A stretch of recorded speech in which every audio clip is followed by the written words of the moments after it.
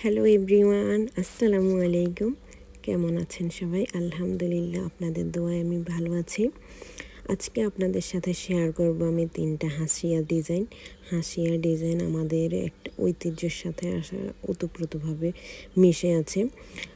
অনেক যুগ থেকেই এই হাসিয়া ডিজাইন নকশি কাঁথার কাজে ব্যবহার করছে আমাদের দেশে এবং এটার প্রচলন এখনও আছে। অনেক সুন্দর হয় যদি কাঁথার পাড়ে এই ডিজাইনটা করা হয়। তার জন্য আজকে আপনাদের সাথে 3টা ডিজাইন আমি শেয়ার করছি। আশা করি আপনাদের কাছে ভালো লাগবে এবং আপনারাও চেষ্টা করবেন এই কাজটা। আর কেমন হলো অবশ্যই কিন্তু জানাবেন। তো প্রথমে এখানে আমি লাইন টেনে নিয়েছি 4টা এবং এই লাইনগুলোর মধ্যে কাঁথা স্টিচ দিয়ে নিয়েছি।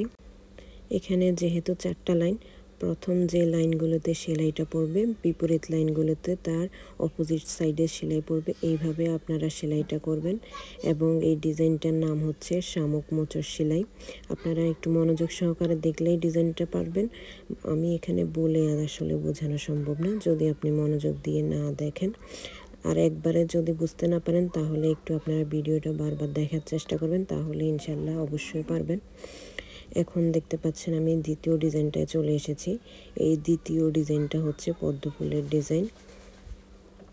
এই পদ্মফুল ডিজাইনটার জন্য দুই পাশে 2টো পদ্মফুলের পাপড়ি থাকবে এবং সাইডে একটু পাতার মতো ডিজাইন করে ঢেউ থাকবে।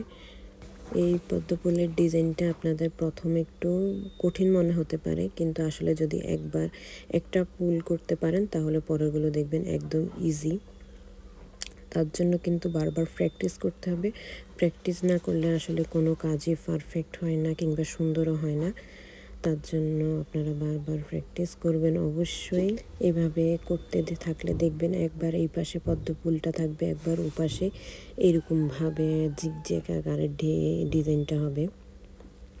আশা করছি আপনাদের কাছে এই ডিজাইনটাও ভালো লাগবে। এই ডিজাইনটাও কিন্তু আপনারা ওড়নার পাড়ে, শাড়ির পাড়ে কিংবা নকশি কাঁথার পাড়েও করতে পারেন, দেখতে খুবই সুন্দর লাগবে। আর যদি কালারফুল সুতো দিয়ে করেন তাহলে তো আরও বেশ চমৎকার লাগবে।